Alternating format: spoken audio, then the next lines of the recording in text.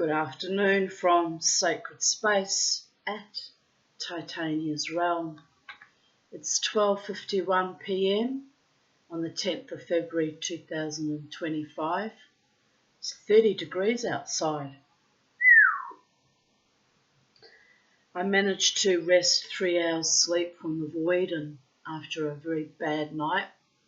So I'm a bit wrung out, but I did get a block of sleep, but because I didn't think I'd sleep properly, I didn't use my CPAP mask, so probably not a lot of breathing happened, but I feel better. I feel a bit more refreshed. I felt like hell this morning, and it's been a bit rock and roll with the old bladder, and this getting old thing is astonishing. And anyway, but on a happy note, I've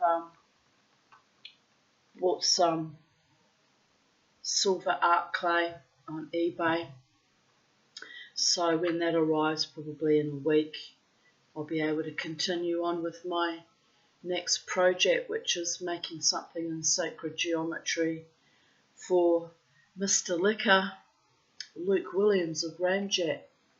So I'm happy about that. I'll be able, well, I hope I can succeed at making what I want to make for him. But I'm happy about that. I'm keeping my word and I'm fulfilling all my little projects for my friends in the bands. And there's only Nathan from Ramjet I've got to ask what he would like now. And so he's the last one. And I may think about making a few bits and bobs for a few other people. I'll see, because resources are getting stretched very thinly and I have to be pragmatic about it. But I am happy about keeping my promise and my contract. I like to keep my word with people. I don't think most of them would have held me to it though, because they know my circumstances are a bit precarious. But to my beautiful friends who have provided me with wonderful music for 14 years, so I wanted to give them each something back. And so that's the sole modus operandi behind all of that. And I'm just wondering what my next projects will be. I bought some like liquid silver clay that comes in like a liquid that you can paint on, because I'd like to make some violet flowers, but I'm not sure if my violets are still blooming. I think they've finished their season. So that was the plan, but I guess I could paint it on other flowers. I think that'd be something lovely, make little charms out of actual organics. So yeah, I'm excited, I'm looking forward to it. I also need to buy another cylinder of oxygen gas, which is expensive too, and I need to buy casting grain, which are hideously expensive, but that can wait. I'm expecting a settlement in the next few months, and I'll put some of that money towards buying those things I need, and then I can continue on making more lovely things as the muse inspires me, or as I feel inspired in other ways, or decide I want to do things. So it's all very exciting here at Titania's Realm, and gives me something to, keep my hands busy, although my hands are very sore and even my shin bones are sore. So I must have been in some kind of peak emotional experience, stressing myself out, which is why I had insomnia last night, and bladder issues. My bladder's been very bad, even during most of the day. I'm still on antibiotics, so that might be a factor too, that it's knocking me around a bit. Hopefully, in a few days, Be'ezrat Hashem, by the will of God, I feel better. Anyway, Um, Mama T, aka the Tanya, aka Psychedelic Dreamer, is well used to living each day in increments, hour by hour, day by day, with my complex trauma issues and my precarious health. Sometimes it's like that. I can start a day off feeling wonderful and end up feeling dreadful, or vice versa. So I just have to work with what is each day and take delight in small things, and take delight in true friends that have been wonderful and supportive of me, in spite of my very weird and broken and quirky ways. And take delight in my small remnant family, one who reached out to me on YouTube yesterday to remind me she's here for me too. So to you, Megan, we haven't spoken for a few weeks, so we'll have to find when each other are online. She is Māori and lives in New Zealand. Well, she's also Pakeha too, since we share the same patriarchal line, but her mother was Māori and the daughter of chiefs. So royalty, Māori royalty. So to you, my queen. You see?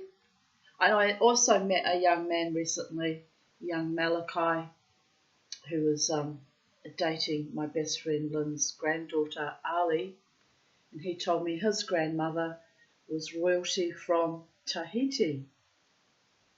Very impressive. So,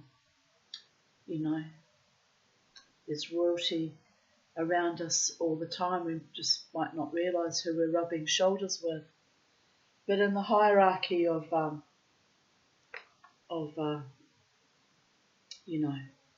hoi polloi and the proletariat, I always look at people that we all have to put our pants on one leg at a time. So I treat everyone like equals, and I expect to be treated like an equal too. Unless I'm in the presence of actual, anointed royalty, the kind that actually still sit on thrones and have dynasties, then I might defer to them in the pecking order ever so slightly. But even then, look at Queen Elizabeth. Just look at her feckin' children and the way they let her down. Not Princess Anne, she was managed to keep her nose clean, but the rest, by the gods. Anyway, she lived to a very old age, and then COVID came and she upped and died. It was all too much for her. And I get it. It's been too much for most of us, really. Queens, ordinary, unwashed, poor people. It's had an enormous impact on our global societies. So, on that note, let's continue on with reading the great Australian ghost stories. We're up to chapter 27, titled Spectral Spare Parts. I need a bloody drink, and yes, got my tea here. Just freaked out for a moment. I don't know why, but my throat keeps closing up. It's weird.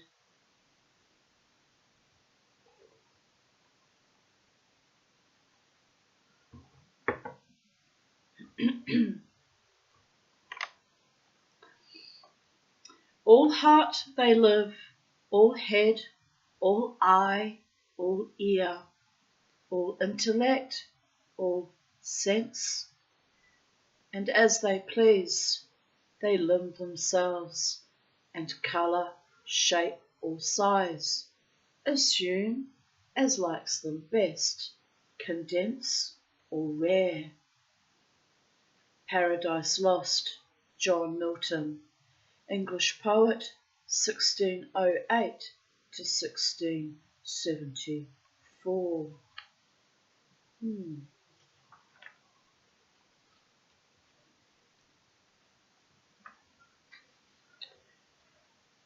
There's only one thing more terrifying than seeing a ghost, and that's seeing a part of one.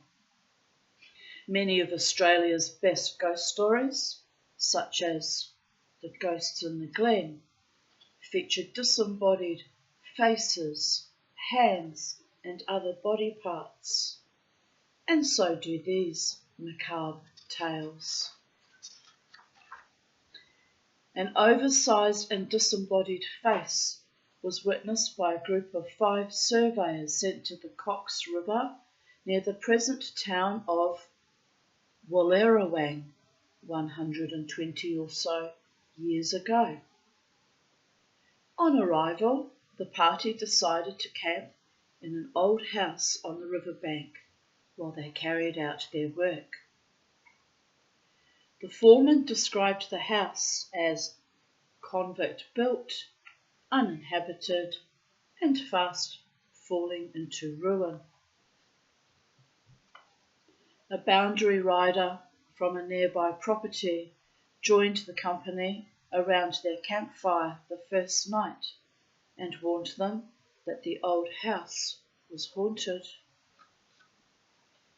He described how a down-on-his-luck shearer had hanged himself from a river oak nearby, how a schoolmaster had disposed of himself the same way inside the house, and how the wife of the former owner had been murdered by a swagman. The stories were good campfire entertainment, but not enough to dissuade the surveyors from sleeping in the house, something they soon regretted. After bedding down, they heard a loud thud and all the doors in the house flew open. They lit a candle and searched about, but could find nothing. They closed all the doors and returned to their blankets.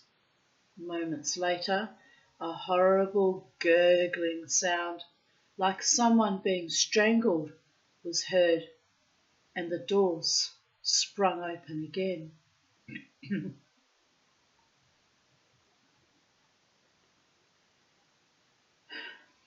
It's a bit triggering for me when they mention strangulations because I've been strangled 3 times in my life.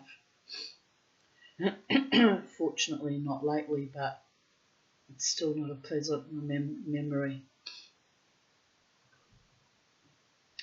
On the second night, moaning was heard, and some loose boards one of the party was sleeping on began to shake violently.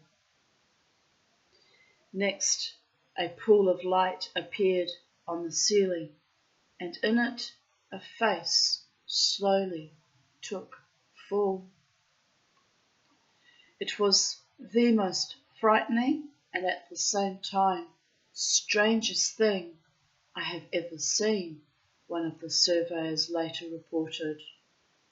It was about 4 times the size of a normal face and exactly like an image in a mirror, except there was no mirror. And there was no head behind the face, no throat, no neck, and no body supporting it. It was like a big mask, except that it was alive. Not living, mind you, but alive. The skin was the colour of putty, and the features were those of a woman, but distorted by terrible pain and inconsolable grief. The eyes were opened very wide, but the pupils were milky like a blind person's, and the same horrible gurgling sound we had heard the night before was coming from the thing's mouth. The surveyors lay on their blankets, staring up at the frightful image, too afraid to move.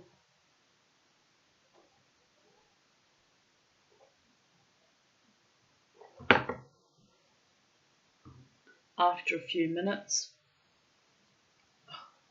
spilled my tea down. Oh dear goddess. Oh, wow, that's not very regal, is it? After a few minutes, it and the sound faded until both disappeared, but all the carefully fastened doors stood open again.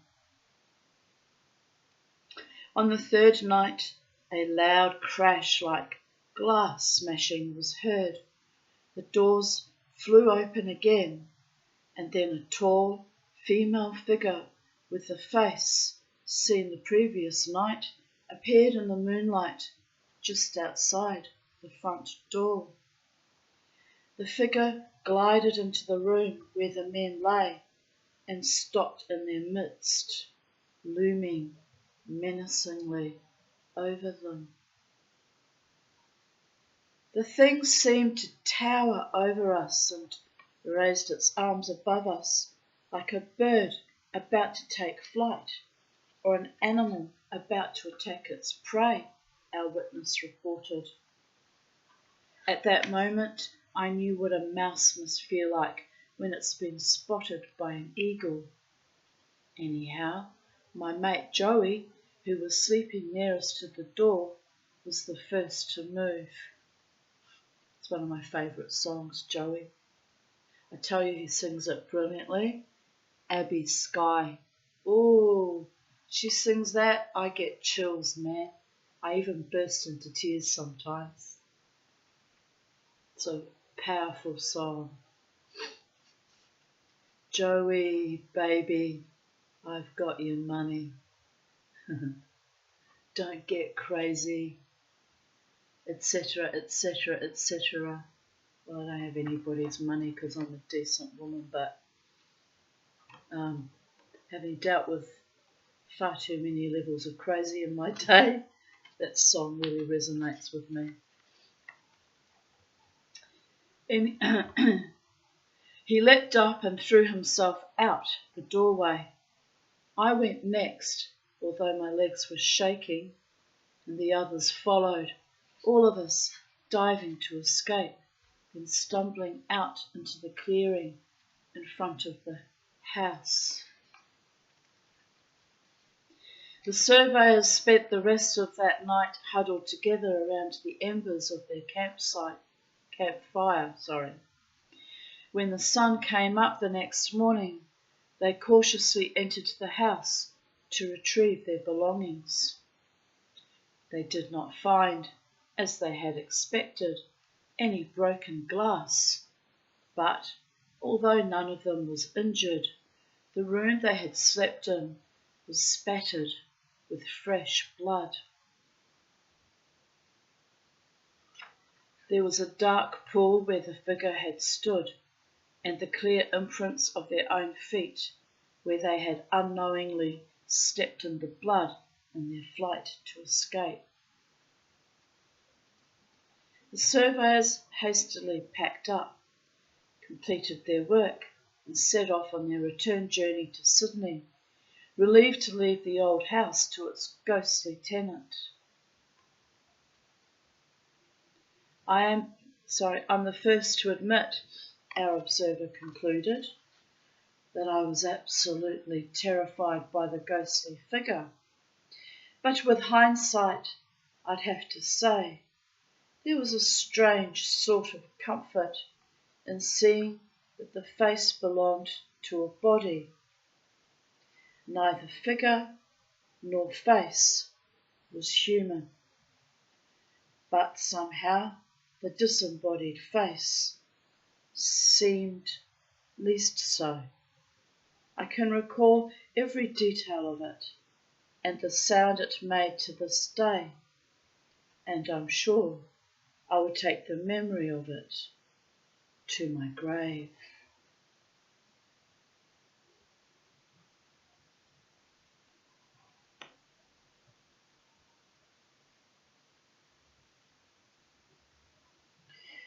One could forgive the surveyors if they consoled themselves with a few stiff drinks after their ghostly experience. But the colourful character, who is the subject of our next story, turned drinking into a full-time occupation.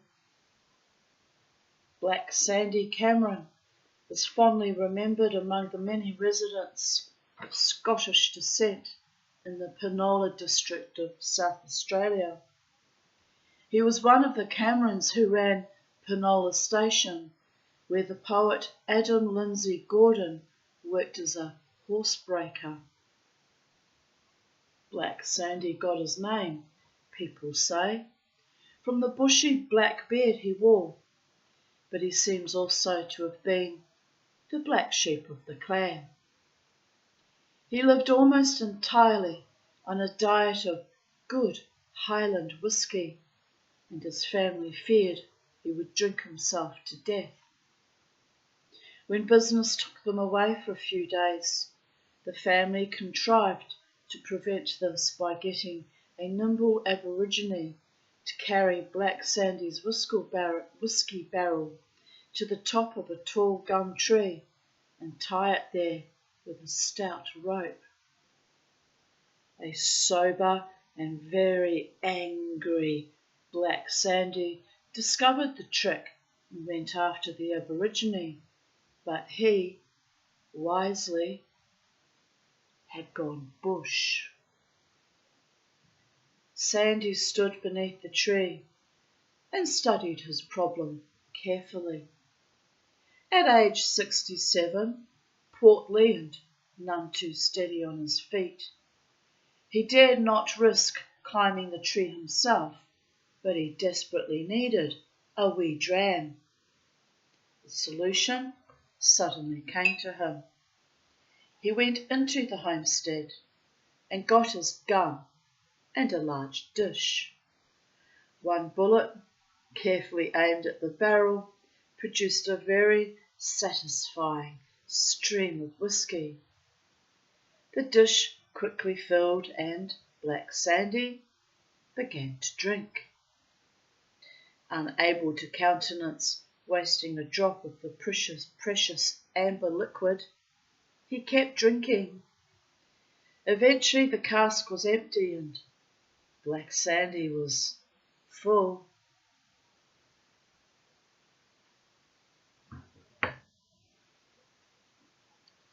When his family returned, they found him lying under the tree, stone dead. To add to their grief, they also found the large diamond ring he invariably wore missing from his cold, stiff right hand. The Camerons were not deprived of Black Sandy's company for very long, however, for he soon reappeared in ghostly form. No, that's an exaggeration. The only part of Black Sandy that reappeared was his right hand. That lonesome limb is said to materialise occasionally to this day at old Penola Station, clutching door handles, rattling cups, and prying corks from whisky bottles. And, to the chagrin of Black Sandy's heirs, it wears the diamond ring, proof that you really can take it with you. I'm sure it's just an image of the diamond ring, how he remembered it. A much less pleasant story comes from Bookham on the Hume Highway west of Yass. Bookham is a sort of little town motorists speed through without noticing. But it does have two fascinating ghost stories linked to one of Australia's best known and grisliest murders, each story seasoned with a surfeit of dismembered, ghostly body parts. a little Irishman named William Munday, who had a very big chip on his shoulder, went on a murdering rampage one autumn night 144 years ago at Conroy's Gap near Bookham, killing his employer, John Conroy, Mrs. Conroy, and 3 male shepherds. Munday used a sharpened shear blade to stab his victims, then chopped them up with an axe and piled the pieces, in his own words, ready for burning. It took just 1 week from the murders and Munday's arrest for ghost stories to germinate. The Yes Courier reported, "Since the murder, it would appear that some persons have temporarily taken up their abode in Conroy's house, and on the first night of their sleeping there, a hand described as heavy as that of a human creature passed over their bodies while they laid in bed. On the second night, a figure dressed in black was seen in the room where the murders were perpetrated." From that time until well into the last century, there were stories of strange noises being heard and dismembered bits of bodies materializing around the district. One swagman who camped near Conroy's Gap came staggering into Bookham one day, claiming he had woken up to find a bloodied human leg sharing his bedroll, and a bloodied human hand had overturned his billy, scalding the swaggy's arm. "I puts me and down inside me bedroll I did, this morning just as the sun was comin' up, and I feels something soft and wet beside me. I thought a possum or some other little animal had climbed in to keep warm, but when I pulled me hand out, it were all covered in blood. Then I really panicked. I tossed back me blanket and jumped up like a friggin' kangaroo, and there, lying in me bed, was this loose leg. It were all mangled and bloody at the thigh. The skin was greyy white, and the toenails, they was black. I got such a fright I must have passed out. I came to when the sun was well up, and I scrambled onto me hands and knees. Me bedroll was lying a few feet away, and it was empty. No leg, and not a drop of blood." The swagman then told how he had convinced himself that the whole experience had been a bad dream, and tried to put it out of his mind. But that delusion lasted only until he had built up his campfire and put his billy on to boil. "I was feeling a mite shaky and desperate for a cup of tea. I leaned over me billy to see if it was starting to boil, and I noticed what looked like a burned bit of wood lying on the edge of me fire. I didn't remember seeing it afore, so I poked at it with the stick I was going to use to lift me billy, and the bloody thing moved. I don't mean it just fell over, it actually moved. First one way and then t'other. I poked it again, and this time it rose up from the ashes, and I could see it was an ant, a human ant, just like yours or mine, except there were nothing above the wrist, and it was all burned crisp like bacon. I must have screamed, and the thing took a swipe at me billy. Next thing I know, me arms burning and dripping with boiling water, and the horrible things disappeared." "Well, don't be like that. Probably just wanted a cup of tea for the love of all the gods."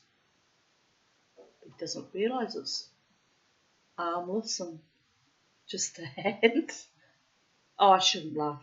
It would have been a terrifying terrifying sight to behold. I would have been terrified too, to be fair. Most of the good folk in Bookham who listened to his tale were prepared to believe the swagman, even without the evidence of his scalded arm. Too many of them had seen or heard about the ghostly goings-on at Conroy's Gap to doubt him. I guess the swagman might have been lucky in one sense. If it had been the ghost in the old house on the Cox River, which a murdering member of his brotherhood was responsible for, instead of one at Conroy's Gap, he might not have lived to tell his tale. The second story, that may or may not be related to William Munday's murdering rampage, concerns the ghosts of two young women seen in daylight and darkness along the banks of Stony Creek, near Conroy's Gap. One appears in elaborate mid-19th century dress, the other in the simpler style of a later period. There have been reports of sightings of this ghostly pair for a century and more, and there are at least two theories about who the women might have been. Hearsay has it that when William Munday was in police custody, he made the statement, "I didn't like killing Sissy. She had been kind to me." Sissy? There was no Sissy or Elizabeth at Conroy's Gap when the murders took place, and if Munday had a sister, she was back in Ireland. Was she perhaps an earlier victim, or is she perhaps the older of the two ghosts? The second and more widely credited explanation concerns two young Melbourne women carrying a small fortune in jewellery who disappeared when a Cobb & Co coach they were travelling in broke an axle at Conroy's Gap. The driver told the women to stay inside the coach while he rode into Yass for help. When he returned a few hours later, the women were gone. One female skeleton and a gold ring hooked on a twig were later found in what became known as Dead Woman's Gully. Whoever they were in life, it seems these ghostly damsels are in no hurry to leave. As recently as 1994, workmen at the Bogo Stone Quarry at Conroy's Gap reported seeing a young woman dressed in a long white dress standing near a gate. She suddenly took fright, scrambled up an embankment and vanished. Then, in 2007, a public servant inspecting the site for the proposed wind farm at Conroy's Gap claimed to have seen the same figure on a hillside, but only its head, torso and dress. Where its legs and feet should have been was nothing but thin air.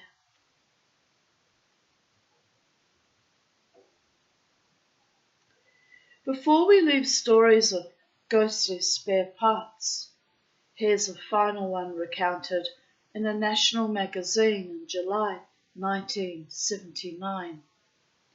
The correspondent wrote that she and her family had recently moved into an old house in the northern New South Wales town of Casino. At around midnight on the third night, the woman's mother got out of bed to go to the bathroom. There was bright moonlight, so the mother didn't bother to switch any lights on.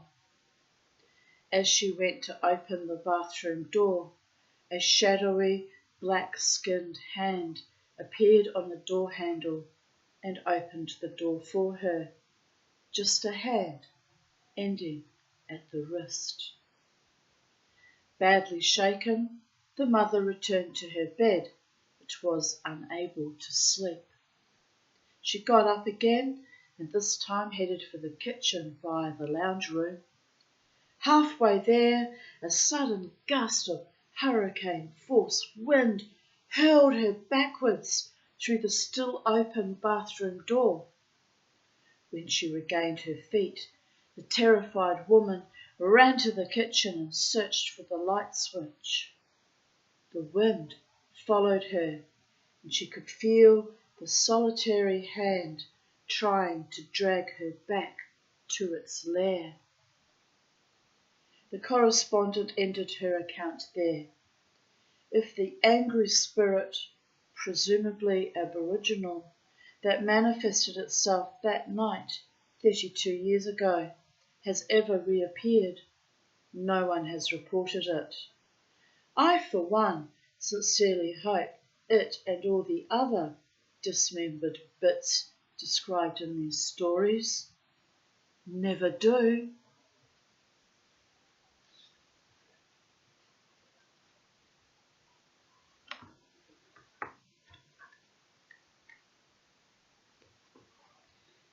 Chapter 28.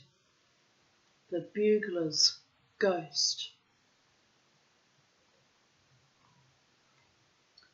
When the night wind howls in the chimney cows, and the bat in the moonlight flies, and inky clouds like funeral shrouds sail over the midnight skies, when the footpads quail at the night bird's quail, and black and black dogs bay at the moon, then is the spectre's holiday, the dead of the night's high noon. As the sob of the breeze sweeps over the trees, and the mists lie low on the fen, from grey tombstones are gathered the bones that once were women and men. And away they go with a mop and a mow to the revel that ends too soon. For the cockcrow limits our holiday, the dead of the night's high noon. And then each ghost with his lady toast to their churchyard beds take flight, with a kiss perhaps on her lantern chaps, and a grisly, grim good night, till the welcome knell of the midnight bell rings forth its jolliest tune, and ushers our next high holy day, the dead of the night's high noon. A Ruddy Gore by Gilbert and Sullivan, writer and composer of comic operas.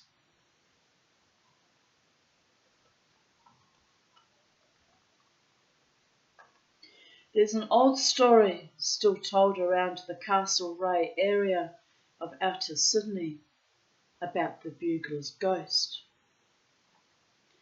While no one can vouch for its authenticity, its charm is undeniable, and the principal named characters were real people. Until well into the 19th century, the Hawkesbury Nepean river system formed the frontier of white settlement in the colony of New South Wales, and at what is now Emu Plains on the west bank of the Nepean stood a stockade, a meagre bastion of British military might, protecting the settlement from the perils of the wild mountains beyond. Later, this became the barracks for a detachment of troops assigned to guard the convicts working on the road over the Blue Mountains. Nothing is left of the complex today, but it is commemorated by barracks and stockade streets, and some of its probably reluctant occupants are recalled in this old story. Off-duty soldiers from the barracks would row across the river to enjoy the delights of Penrith, a couple of inns and a bawdy house or two, and return to quarters, rather worse for wear, late at night. One night, a small boat overloaded with a group of these revellers, returning to their quarters, hit a floating log in the river. The boat almost capsized, and 3 of the occupants were thrown into the river, including the company's bugler, who was, as we might say today, legless. There was much yelling and thrashing about as the men in the boat tried to drag their comrades back on aboard. 2 were rescued, spluttering foul water, but alive. The bugler was less lucky. When found, he was floating face downwards, and when dragged aboard, he was quite dead. The wet and bedraggled party rowed back to the eastern bank and carried the bugler's body to the Penrith courthouse, where a doctor was roused from his nearby bed. Yawning uncontrollably, the doctor pronounced the bugler dead and suggested that as the weather was hot, he should be buried forthwith. "Can't have him going off now, lads," the physician advised, between yawns. "He already has a very peculiar pong about him from the river, and very soon, I promise you, he'll stink worse than that little fish he pulled out of his drawers." By this time, most of the damp soldiers were tired of hanging about and decided to return to their barracks. Only 2 of his erstwhile comrades volunteered to bury the unfortunate bugler. They commandeered a farmer's horse and cart and loaded the body onto the tray, then drove 10 kilometres to the nearest cemetery at Castlereagh. On arrival, the pair roused the Anglican minister of Castlereagh, Henry Fulton, from his bed. Now Fulton was a fiery Irish patriot and no admirer of the military, and he was not best pleased to be troubled on a hot summer's night by 2 redcoats smelling of grog and bearing the remains of a 3rd in a cart. Muttering words no one would expect to hear from a clergyman's lips, Fulton sent one of his sons to rouse the local gravedigger. That worthy then set to work by lamplight to gouge out a shallow grave in the hard, dry soil of the cemetery with pick and shovel. Oh, that's just awful. It's just awful. By the time all was prepared, it was after midnight, and the bugler was laid to rest by moonlight, attended by his 2 remaining friends, the sleepy gravedigger and the crotchety parson. Thereafter, the story goes, the bugler, angry at being deserted by the rest of his comrades, would rise from his grave at around 9 each night, dance a jig and play his bugle. The people of Castlereagh lived in fear of this awesome sight, and none would venture near the cemetery after dark. Not many claimed to have actually seen the ghost, but everyone had heard his bugle. It was described as an eerie sound, like a bugle being played a long way away, and the few who claimed a glimpse of the ghost swore he wore his military uniform, and that his red coat glowed, his pipe-clayed belt glistened, and his polished buttons glinted in the pale moonlight. A few witnesses also being told of being able to smell, the strong, sweet odour of rum wafting across the graveyard when the ghostly music started, and one Castlereagh matron of impeccable character claimed the ghost had made a most unseemly proposition to her as she passed the graveyard on her way home from a prayer meeting one night. Reverend Fulton's son John, determined to lay the ghost and prove these stories were figments of over-fertile or over-fueled imaginations. He went to the house of a friend who lived near the cemetery and asked him to join him in a vigil to catch the ghost. The friend refused, saying he had heard the spooky bugle and nothing would induce him to enter the cemetery at night. Young Fulton then asked the gravedigger if his two sons, both big burly lads like their father, would accompany him, but they too claimed to have heard the mysterious music and would take no part in the venture. So Fulton set out alone, carrying an unlighted lantern, a tinderbox, a roast beef sandwich, a stone jar of beer, and a long coil of rope with which he presumably expected to catch someone pretending to be the ghost. The young man arrived at the cemetery at around 8 o'clock in the evening and positioned himself behind a tall gravestone just a few metres from the bugler's plot. There was a cool breeze blowing from the northeast that set trees bordering the graveyard shivering and whispering.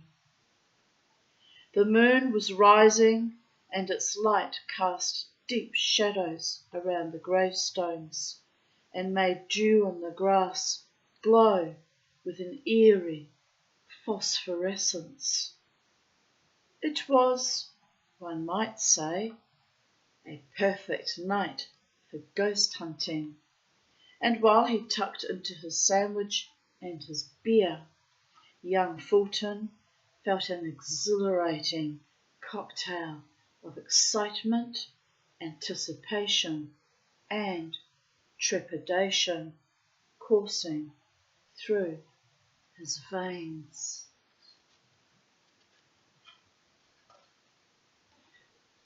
On the stroke of 9, the sound began, a soft, wavering trumpeting that floated over the graveyard and made young Fulton sit up and brace himself. He peeped over the headstone and focused his gaze on the bugler's grave, but of a dancing ghost or any other visible form there was no sign. Fulton also sniffed the air, but found no trace of rum. He climbed to his feet, emerged from his hiding place, and listened more closely, then burst into raucous laughter, laughter that echoed across the graveyard and sent startled night birds flapping into the sky. John Fulton enjoyed telling the story of the bugler's ghost for the rest of his life, not least because he believed he had laid it, meaning put it to rest.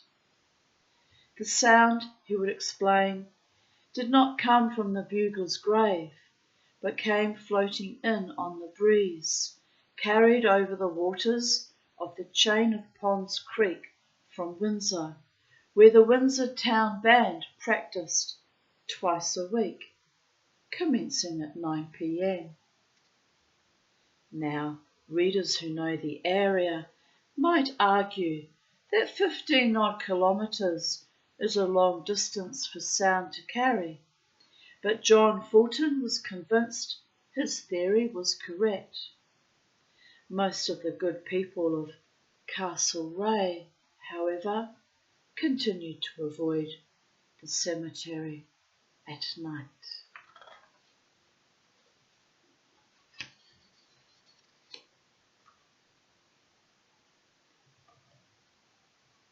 Chapter 29. Do you have that in grey? There is a ghost that eats handkerchiefs. It keeps you company on all your travels. Christian Morgenstern, German poet, 1871 to 1914. If someone conducted one of those top 10 surveys on the colour of ghosts' clothing, then grey would undoubtedly be the first colour on the list.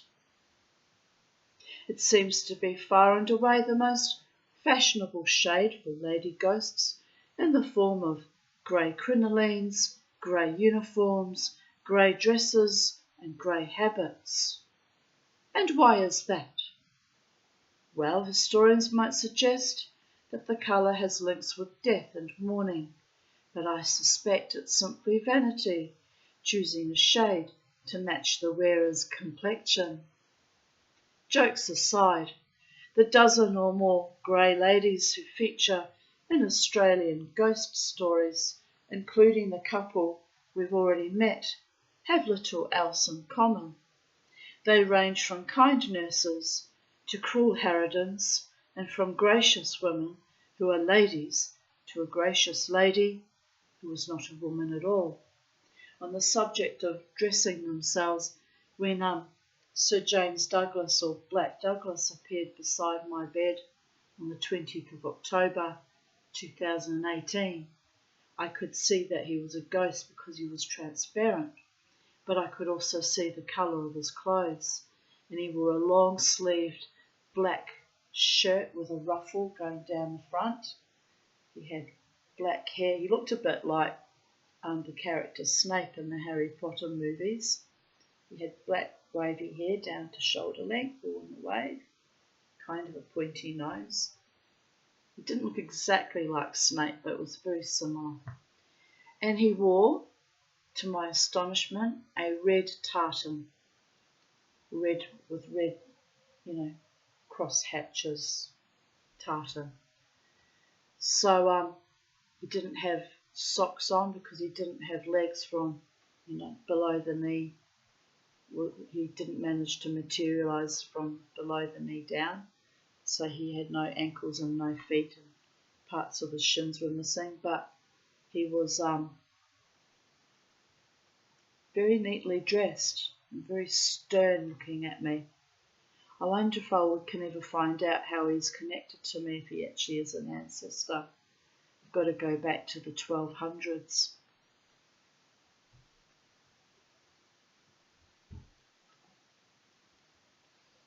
The Mater Misericordiae Hospital at Crow's Nest in Sydney is reputedly haunted by a grey-habited nun, the ghost of a nursing sister, who died during the devastating influenza epidemic of 1919. This ghost appears more often to patients than staff, according to a nurse who trained there in the 1960s. Often she is on record as saying nurses would go to help patients only to be told, "It's okay, nurse, the nun did it."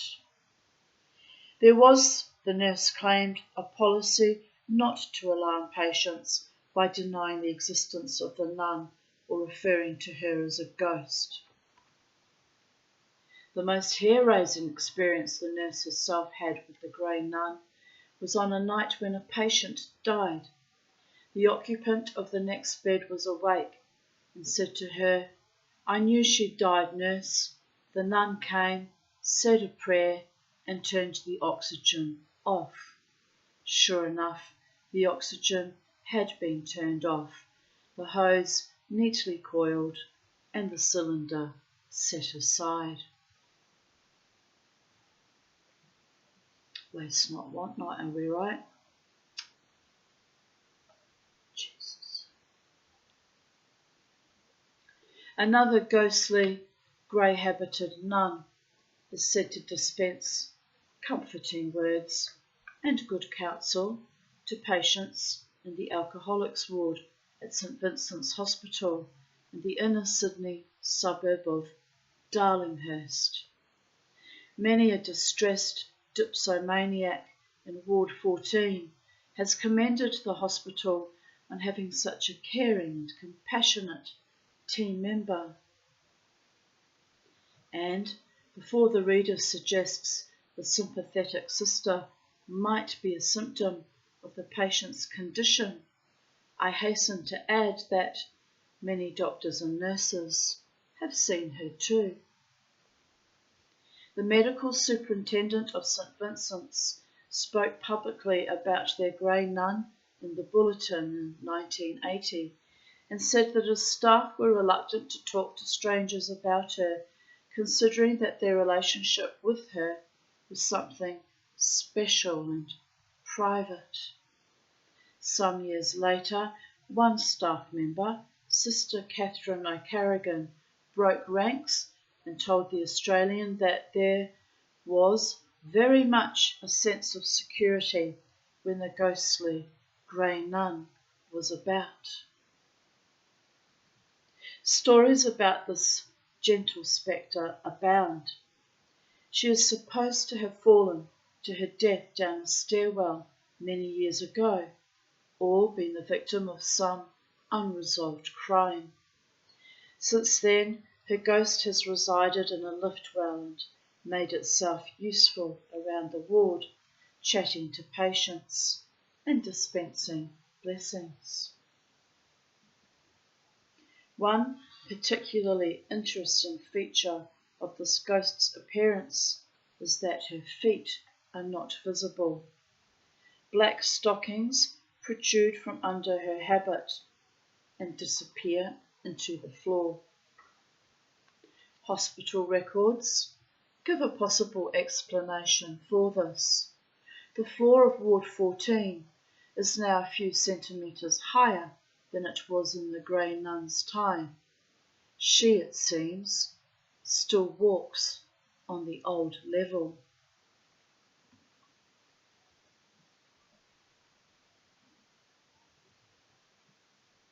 A motley mansion with a motley history at Bothwell, Tasmania, is said to be haunted by yet another of these ghostly grey females, but this time her occupation is a mystery.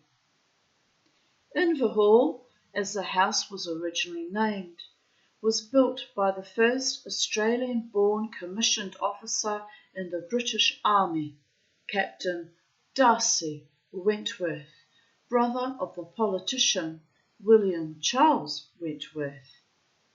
Captain Wentworth sold out to a testy magistrate who renamed the house Shorefield after himself and went bankrupt, enlarging it to accommodate himself, his long-suffering wife, their one son and their 7 daughters, Sarah, Anne, Susan, Isabella, Janet, Elizabeth, and Henrietta.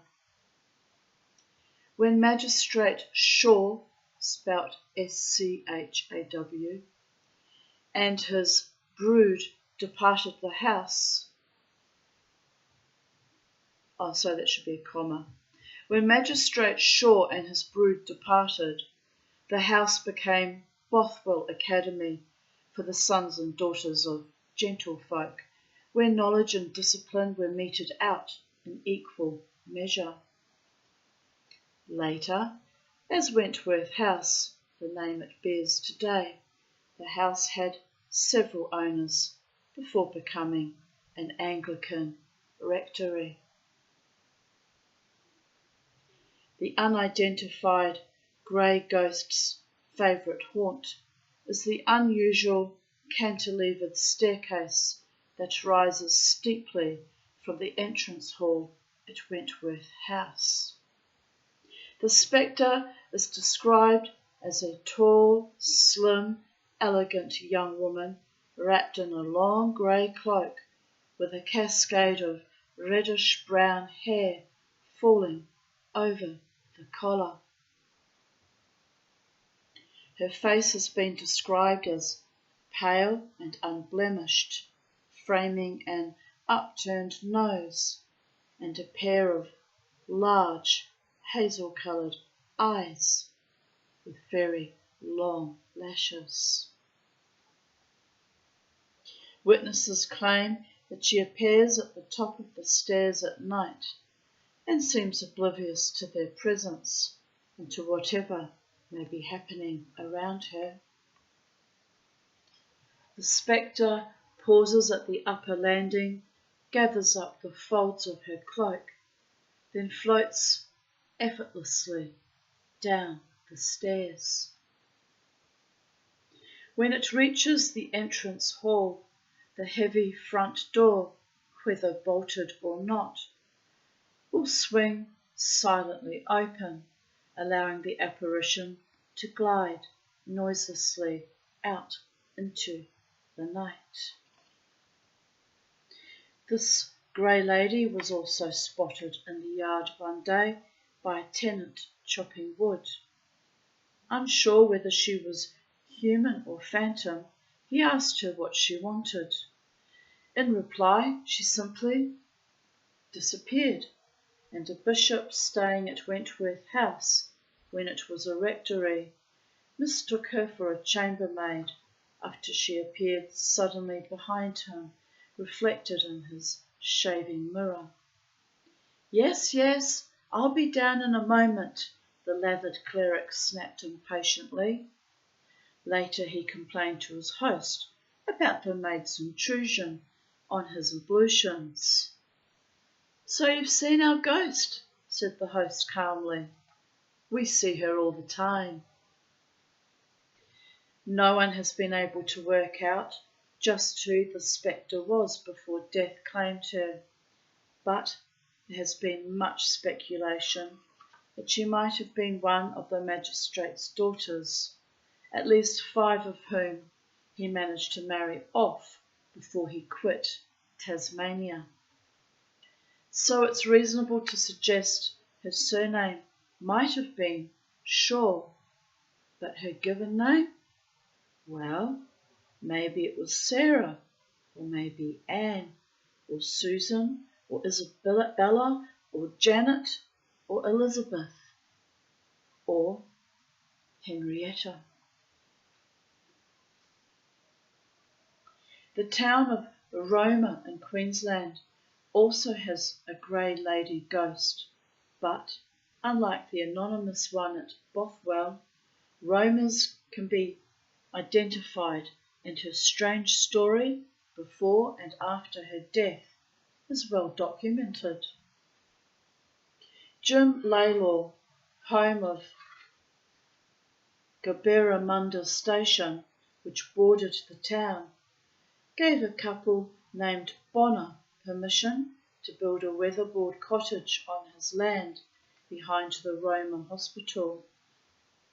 Bonner was a bush carpenter who worked for Laylaw, but it was his wife who interested the local gossips.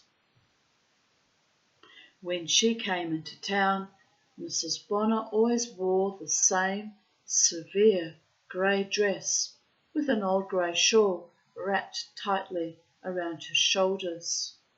Her face was expressionless, and if anyone spoke to her in the street, she ignored them.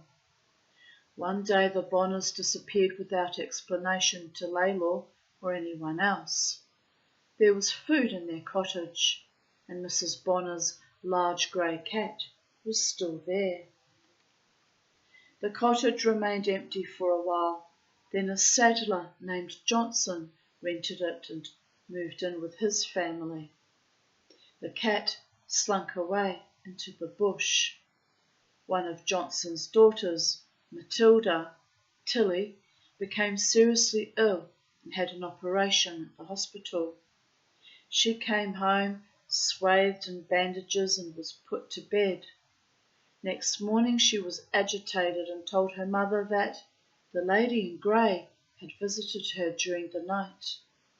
The figure had stood at the foot of her bed and told her, in a very persuasive voice, that the way for her to get well was to remove all her bandages.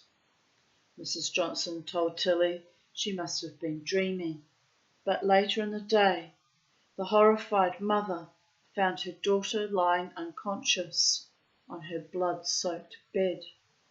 The girl had ripped off all her bandages. Before the doctor arrived, Tilly died. The death certificate, curiously, shows the cause of death as pneumonia, which either puts paid to the story or, more likely, was a convenient way of sparing the distressed parents a public inquiry. At the time of Tilly's tragic death, her elder sister was being courted by a local chemist. On leaving the Johnsons' house one evening, the young man felt a sudden urge to look back. There, standing in the moonlight beside the cottage door, was the lady in grey, her eyes glaring at him. The young man did not hang about. He bolted for his life straight into a barbed wire fence. 5 minutes later, he staggered, trembling and bleeding, into the hospital. That was the last straw for the Johnson family. They moved out of the cottage, and Mrs. Bonner's grey cat moved back in. The last of these grey lady ghosts is undoubtedly the most intriguing of them all. Pardon me. Before I continue, I'm just going to run into the kitchen and take my antibiotic. They're knocking me around severely, but I've got to persevere, people of Earth. I'll be back. One moment.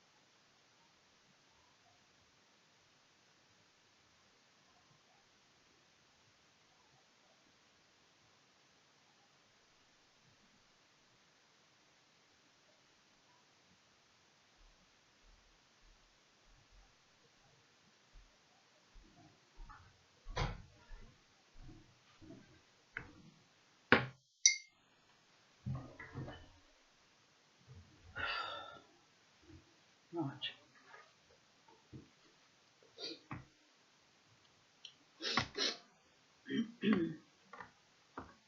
Excuse me.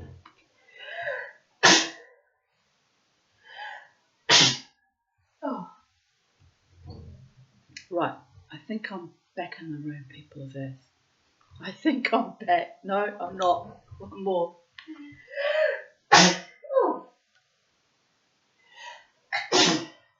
Oh, wonder what set that off. By the gods. Right, let's begin that paragraph again. Sorry.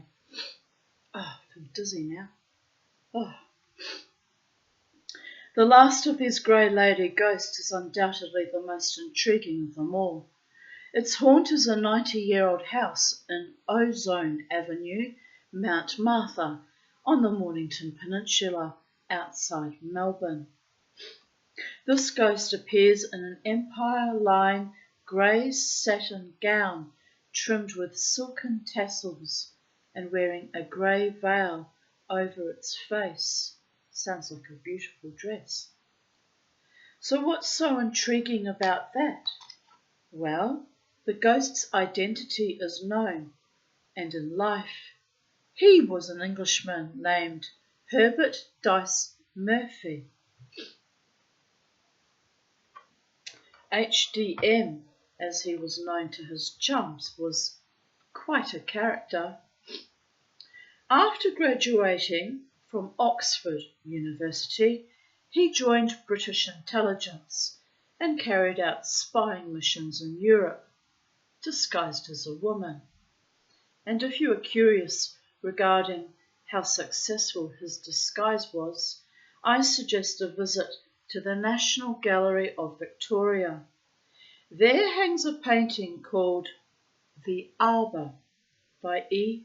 Phillips Fox, and the shapely young lady with auburn hair dressed in white.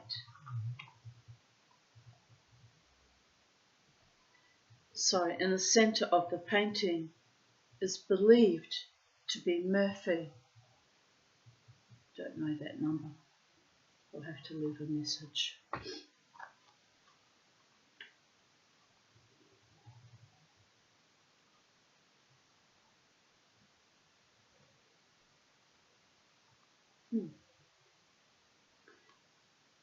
In 1911, HDM was considered manly enough to accompany Sir Douglas Mawson on his expedition to the Antarctic, and in 1923 he returned to Australia and built the house in Mount Martha for himself using his own handmade bricks.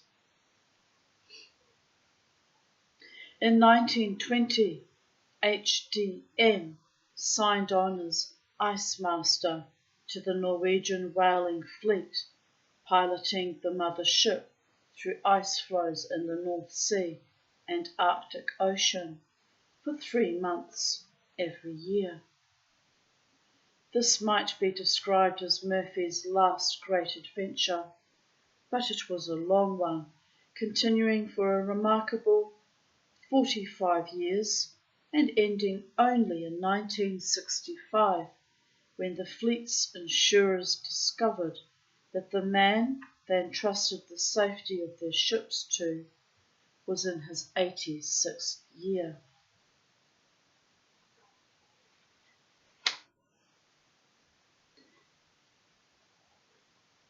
In his final years, Murphy was considered a great raconteur and often stretched the truth about his exploits, although the truth was so remarkable it hardly needed any embroidery. As well as being immortalised in paint, Murphy is also immortalised in words. He was the inspiration for the central character Eddie in Patrick White's great novel, The Twyborn Affair. And the ghost in Ozone Avenue?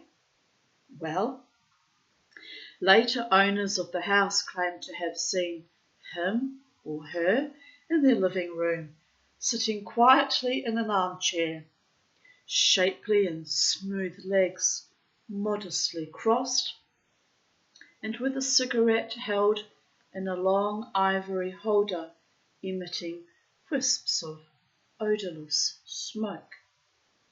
Ash has also been seen to drop from the cigarette, scattering and drifting like a flight of tiny grey moths, But when the carpet is later checked, no trace of it has ever been found. It's considerate, isn't it? Wouldn't want someone flicking ash on my carpet, just saying.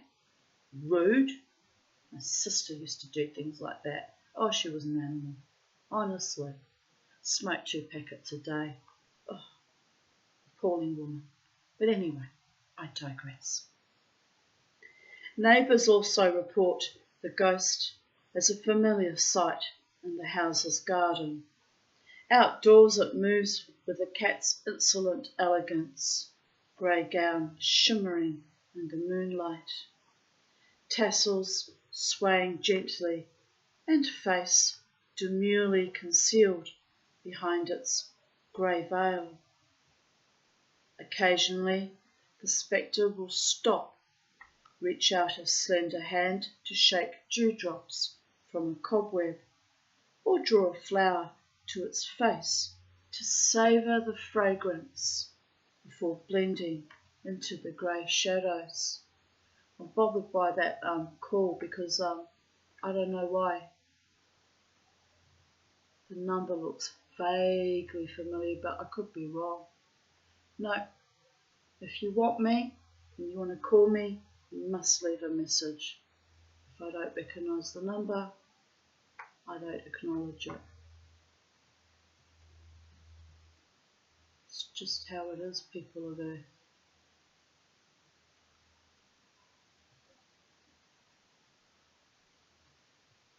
Odd. It's very odd. Anyway, most of the time I think it's someone from the past who I might know, and half the time it's just bloody scammers, so it's annoying.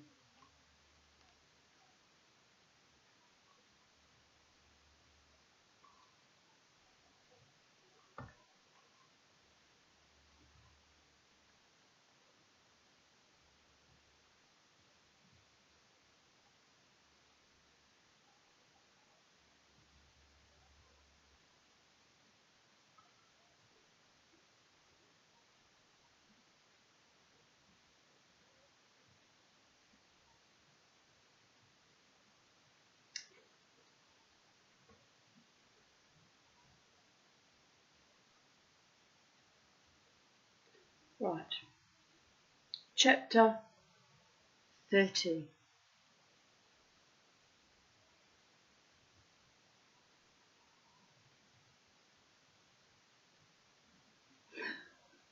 I just had a creepy thought that it might be someone I do know, but I don't want anything to do with them. But anyway, whoever it was can just naff the fuck off, as I made it clear I'm not interested in them. Anyway, it may not be, it's just some numbers, phone numbers, look a bit familiar after a while. Part of the ageing process. The fact that they didn't leave a message tells me that they were either a scammer or they weren't serious. So, the ghosts of Yarralumla. Whenever I take up a newspaper and read it, I fancy I see ghosts creeping between the lines. There must be ghosts all over the world. They must be as countless as grains of the sands, it seems to me. And we are so miserably afraid of the light, all of us. From Ghosts, Henrik Ibsen, Norwegian playwright, 1826 to 1906.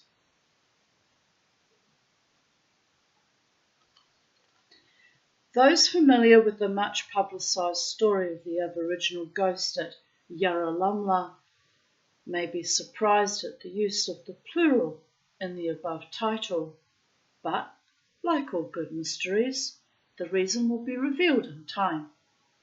Meanwhile, let me say that those who claim there is only one ghost in the Governor-General's residence are quite right, but it's not the much publicised one. Yarralumla already had a long history as a grazing property when the federal government acquired it in 1913, eventually converting it into the official residence of the Governor-General of Australia. It was just before the last private owner, Frederick Campbell, left Yarralumla that a document was discovered that gave rise to the story of the Aboriginal ghost. A visitor to the house was being shown over a stone vault in the garden that had formerly contained the remains of an earlier owner, Colonel John Gibbs, when he discovered a dusty and cobweb-covered manuscript that was immediately delivered to his host. The handwritten, unsigned document read, "In 1826, a large diamond was stolen from James Cobbetty on an obscure station in Queensland. The theft was traced to one of the convicts who ran away, probably to New South Wales. The convict was captured in 1858, but the diamond could not be traced. Neither would the convict, name unknown, give any information, in spite of frequent floggings.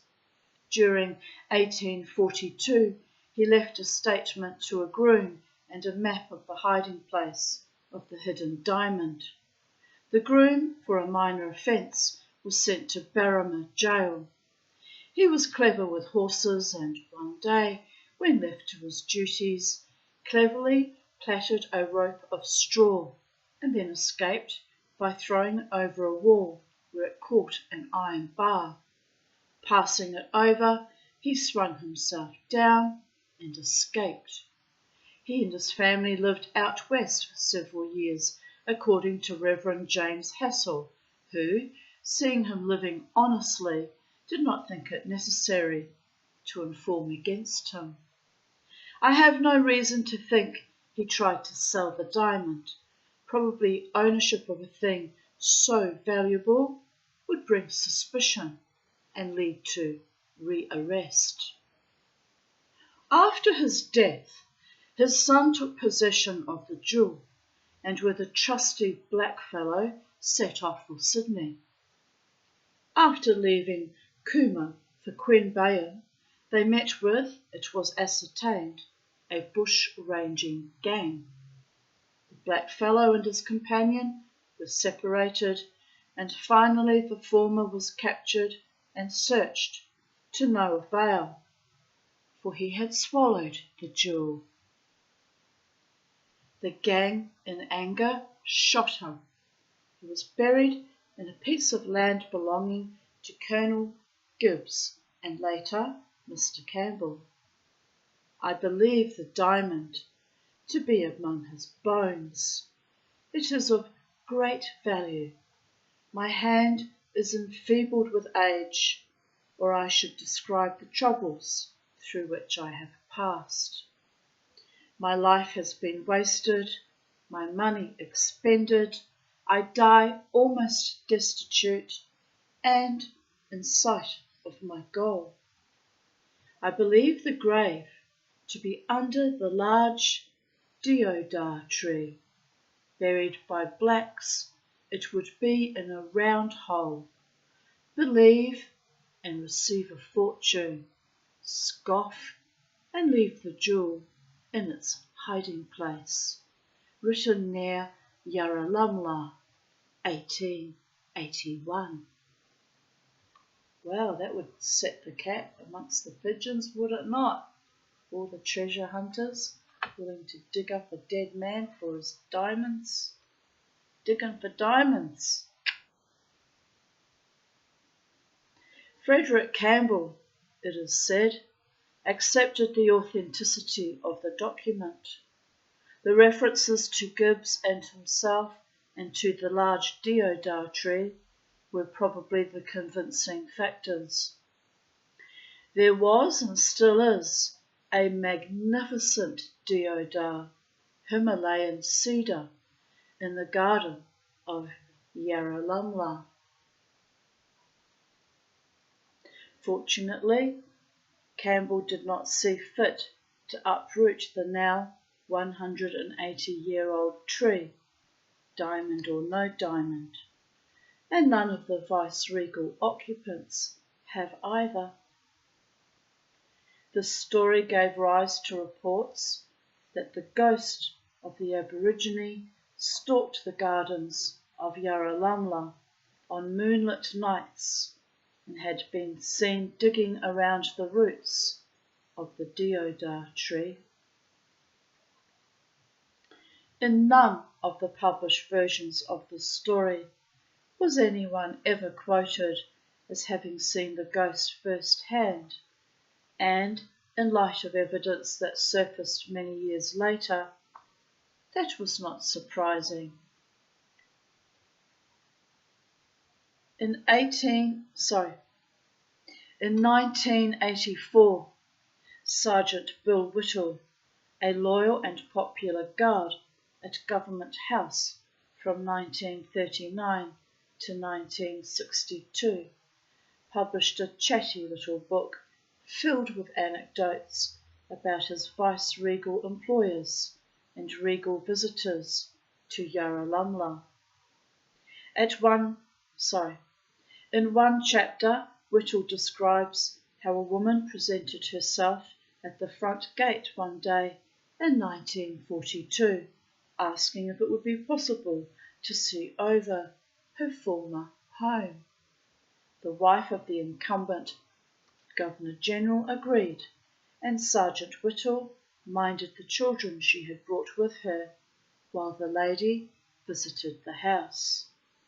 Although she signed her name according to Whittle, Mrs.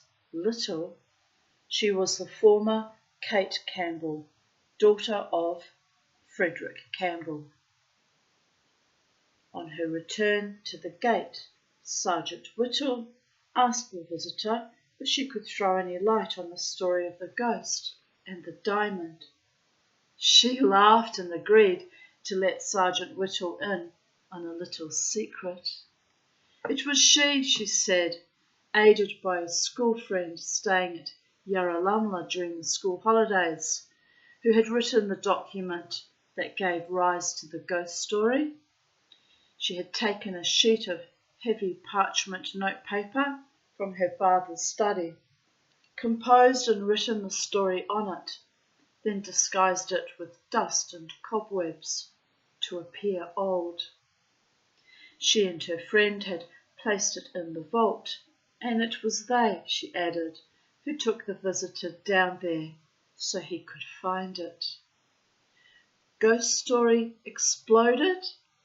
Well, nothing is ever that simple in the natural or supernatural world. History shows that Frederick Campbell did have a daughter named Kate, but her married name was Newman, not Little. The visitor's book for 1942 does carry the signature of a Mrs. Little, but not a Mrs. Newman. Another former security guard, Bert Sheedy, claimed that he too met the former Miss Campbell on her visit and laughed over the ghost hoax, but he claims it was in 1952, not 1942. A letter to the editor of the Sydney Morning Herald, published 3rd of August 1945, corroborates the two men's stories. It read in part, "In the past few years, I have occasionally read allusions to a story of a diamond under the old deodar tree beside Yarralummla House. Hitherto, I have ventured no public comment, but when, on reading another book mentioning the story, bringing in my mother's name, I felt an urge to give the facts as I know them. The writer then went on to explain the same sequence of events described by Sergeant Whittle. The letter was signed Kate Newman, so the ghost of Yarralumla is finally and firmly laid to rest. Well, one of them, anyhow.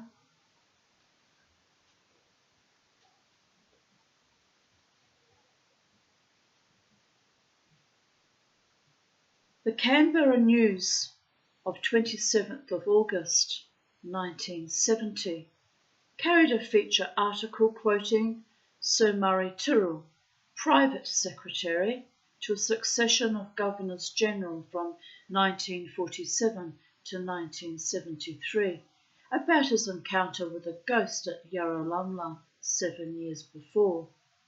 Sir Murray told how, in February 1963, preparations were underway for a visit by the Queen and the Duke of Edinburgh.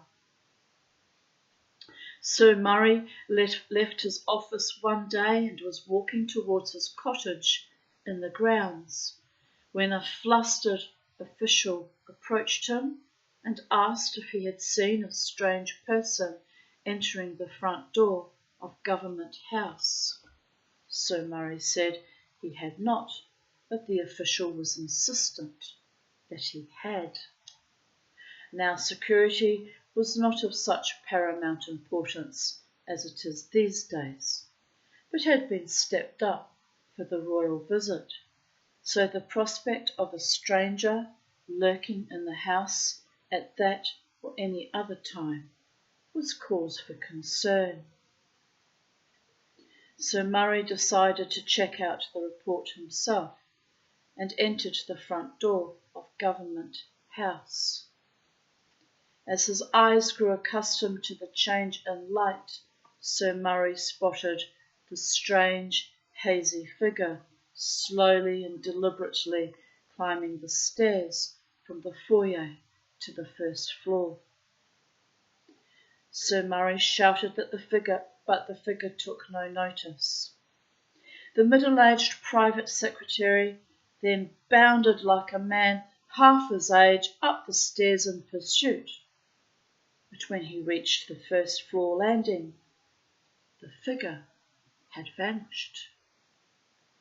He searched every room in the vicinity, but could find no trace of the intruder. Mystified and alarmed, Sir Murray summoned one of the security guards, who were patrolling the grounds with guard dogs, and hastily explained what he had seen. The security man and his dog began to mount the stairs, several at a time. Then suddenly the animal stopped and would proceed no further. No order or coaxing would get the dog to move. It stood statue-like, halfway up, and bared its teeth at its handler in a display of uncooperativeness that was quite unlike the normally faithful and fearless creature. Sir Murray Tyrrell always stood by his account of the events of that day and never found a rational explanation for them. As neither Sir Murray nor the other official who first saw it mentioned the colour of the ghost's skin, it is reasonable to assume it was white, and they did describe it as male. There is an old story about a man having died or been murdered near the old Yarralumla homestead, demolished in 1881 to make way for the present building. But a descendant of Colonel Gibbs, who takes an interest in his family's history, informed me a few years ago that as far as he knows, the only male to have died at old Yarralumla, was the Colonel himself. So perhaps it was his shade that was observed in 1963. Perhaps the old Colonel decided he was duty-bound to put in an appearance when the monarch was due, and maybe he is the real ghost of Yarralumla. Right, how many chapters have we got here, beautiful people of Earth? 1, 2, 3, 4, 5, 6. I think that can wait until tomorrow. Tomorrow and tomorrow and tomorrow, beautiful people of Earth. Or if I get bored later on tonight, we'll see how I'm travelling. But I must have a rest now. It's starting to fade in and out of ordinary reality. So the current time is 2:27 p.m. and it's still 30 degrees, mostly sunny. So if you live in Brisbane, Australia, stay cool, hopefully in a swimming pool. I should go swimming, but it's too hot now. Too hot to be bothered to do anything. Summertime in Brisbane, it's a hellscape without end. Then winter comes and I bitch about the cold. So there is that.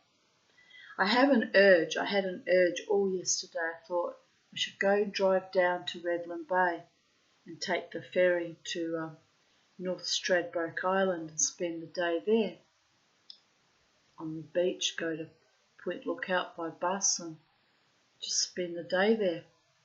And I might do that. I might do that soon before summer ends. And I haven't been there in quite some years, and it'd be a lovely thing to do. So, but I really was tempted to go yesterday, and I was like, you can't go anywhere, Tanya. You're not well, and I was still finishing off that lovely keyring I made, so there was that. So anyway, wherever you are, people of Earth, Tanya has got the urge to run amok, and while I was reading this story, I kept being told something about buying gold, which I can't afford to buy gold, that's ridiculous. And the spirits were telling me to go searching country towns and look for sterling silver cutlery, which sometimes you find cheap and well, antique shops you don't find it cheap. Sometimes you stumble across bits and pieces in second-hand shops.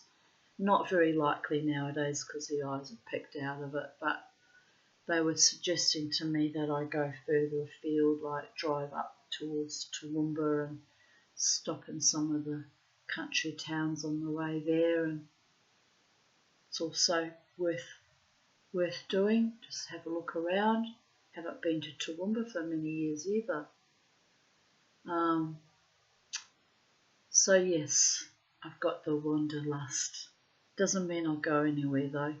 I live so isolated in my little home, and it's a bit ridiculous, quite frankly. Well, I could have gone on an outing yesterday to a 4-hour drive there and back to Alex Surf Club, but I'm not keen on travelling long distances on my own, especially when I'm on heavy antibiotics and, you know, not all that well, still kind of in recovery. So what can I say, people of Earth? I've just realised who that number is, who I think that number is. Maybe I should call it back and find out. It's going to grind my gears. But no. If it's who I think it is, they can leave a message. Communicate. or fuck the hell off. I don't have time for game players. Anyway, on that note, people of Earth, have a beautiful day in the space-time continuum. Bye for now.